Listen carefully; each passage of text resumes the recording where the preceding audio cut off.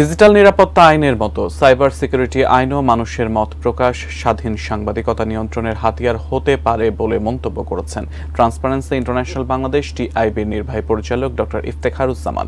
প্রস্তাবিত সাইবার নিরাপত্তা বিধিমালা অনুমোদনের আগে এই আইন ঢেলে সাজানোর আহ্বান টিআইবির। 2018 সালের ডিজিটাল নিরাপত্তা আইনে পরিবর্তন এনে 2023 সালে সরকার প্রণয়ন করে সাইবার সিকিউরিটি আইন। সম্প্রতি এই আইনের বিধিমালাও করা হয়েছে। বৃহস্পতিবার রাজধানীর মাইন্ডাস সেন্টারে টিআইবি কার্যালয়ে এই বিধিমালার নানা অসঙ্গতি তোলে টিআইবি। লিখিত উপস্থাপনায় বলা হয়, এই বিধিমালায় অপরাধগুলো স্পষ্ট করা হয়নি। ডিজিটাল নিরাপত্তা আইনের নানা তথ্য হুবহু তুলে ধরা হয়েছে।